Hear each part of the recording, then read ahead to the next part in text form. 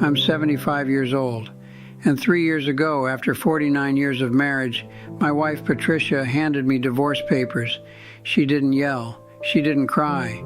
She just set them on the kitchen table, looked at me and said, "I can't do this anymore." And the thing that haunts me most, I didn't see it coming, not even a little. What I'm about to tell you isn't comfortable. It's not going to make me look good. But if you're married or thinking about getting married, you need to hear what I learned, because I lost the woman I loved, and it took losing her to finally understand why. We met in the summer of 1972. Patricia was working at a bookstore downtown, and I used to go in there pretending to browse just so I could talk to her. She had this laugh that made everything feel lighter. We got married the following June, 1973. I was 23, she was 21, and I thought I knew exactly what marriage was supposed to be. I didn't know anything. For the first 10 years or so, things were good, really good. We had 2 kids, Christopher in 76 and Jennifer in 79. I was working my way up at the manufacturing company, putting in long hours, providing for my family. That's what I told myself I was doing, providing. Being a good husband meant bringing home a paycheck, keeping the house in good shape, being there for the big moments, birthdays, graduations, holidays. But here's what I didn't understand, and what took me 49 years to learn. Being there isn't the same as being present. I was in the room for a lot of things, but I wasn't really there. My mind was on work, on the next project, on problems I needed to solve. Patricia would be talking to me and I'd nod along, but I wasn't listening. Not really. I was just waiting for my turn to talk, or waiting for her to finish so I could get back to whatever I was focused on. She told me once, must have been sometime in the late 80s, she said, "Henry, sometimes I feel like I'm talking to a wall." And you know what I did? I got defensive. I said something like, "I'm right here, aren't I? What more do you want?" I didn't ask her what she meant. I didn't try to understand. I just got annoyed that she wasn't appreciating everything I was doing for the family. That's the first thing I learned too late. When your spouse tells you something is wrong, believe them. Don't dismiss it. Don't get defensive. Don't tell yourself they're being dramatic or ungrateful. If they're brave enough to say something, it means they've been feeling it for a long time. Patricia tried to tell me for years. I just wasn't willing to hear it. By the time we hit our 20th anniversary in '93, we'd settled into a routine. The kids were teenagers, busy with their own lives. Patricia had gone back to work as a librarian after Jennifer started high school. And somewhere along the way, we stopped being partners and started being roommates. We'd eat dinner together, but we'd talk about schedules and bills, not about each other. We'd go to bed at the same time, but we'd face opposite directions. I told myself this was normal. This is just what happens after 20 years. The spark fades. You become comfortable. But comfortable isn't the same as connected. And I was so focused on comfortable that I didn't notice Patricia was lonely. She was living in the same house as me, sleeping in the same bed, and she was lonely because I wasn't really with her. I was just next to her. The second thing I learned too late is that your spouse can be lonelier with you than they would be alone. And that's a terrible thing to do to someone you promised to love.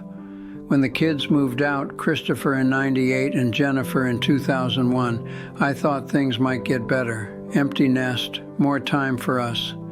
But I filled that time with other things. Golf on Saturdays, projects in the garage, watching sports. I had all this time I could have spent reconnecting with Patricia, and instead I just found new ways to be unavailable. She suggested things.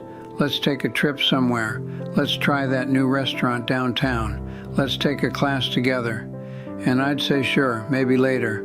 Or I'd agree and then find a reason to cancel. I wasn't trying to hurt her. I just didn't see the urgency. We had time. We'd get around to it. I remember one time, must have been around 2005. She came home with brochures for a trip to Ireland. Her grandmother had been from there and she'd always wanted to go. She spread them out on the kitchen table, all excited, showing me pictures of castles and green hills. and I looked at them for maybe 30 seconds before I said, "We couldn't afford it right now." We could afford it. I just didn't want to go. I didn't want to leave my routine. She put those brochures in a drawer, and she never mentioned Ireland again. And every time I said no or later or not right now, I was telling Patricia that she wasn't a priority. I didn't mean to say that, but that's what she heard. And after hearing it for decades, she finally believed it. The third thing I learned too late is that the small rejections add up. Every time you choose something else over your spouse, they feel it. You might forget about it 5 minutes later, but they don't. They carry it, and eventually they stop asking. Around 2015, Patricia stopped suggesting things. She stopped asking me to go places or try new things. At the time, I thought that meant she was content. She's not complaining anymore, so everything must be fine. I was so wrong. She wasn't content. She'd given up. She'd spent years trying to reach me, and I hadn't reached back, so she stopped trying. That's when she started building a life that didn't include me. She joined a book club, started volunteering at the library on weekends, made friends I'd never met.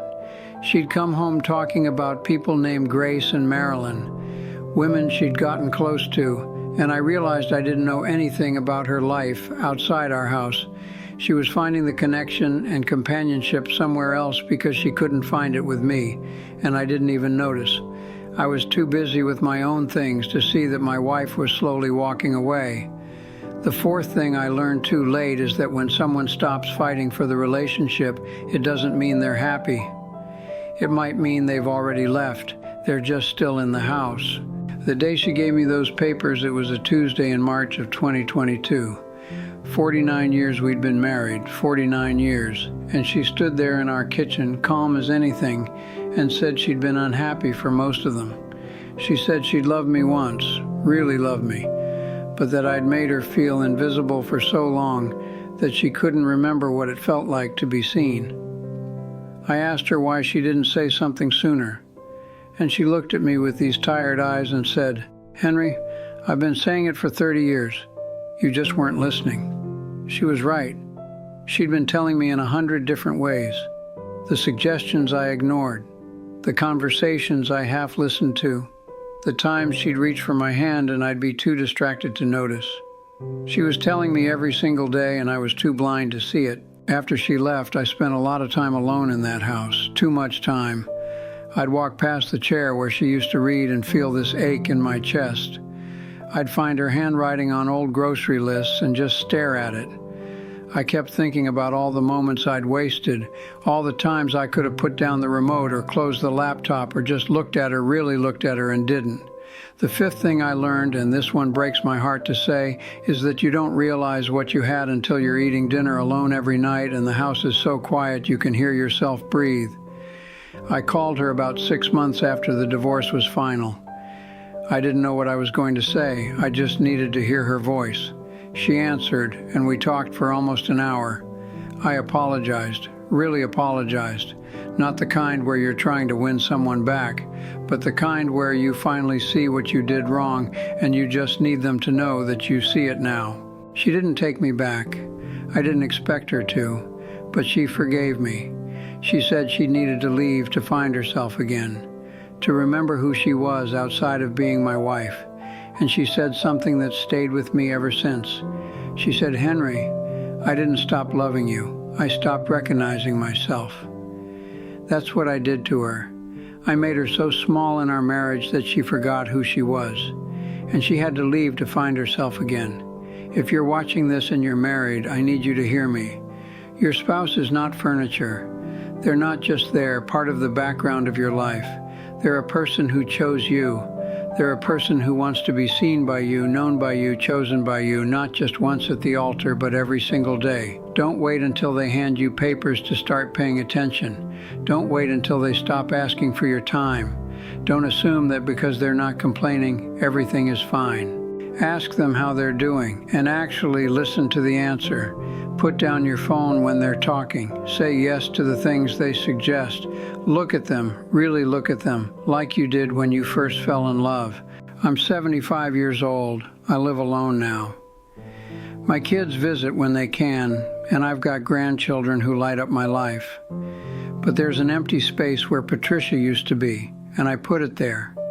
I created that emptiness by not showing up for the woman who showed up for me every day for 49 years.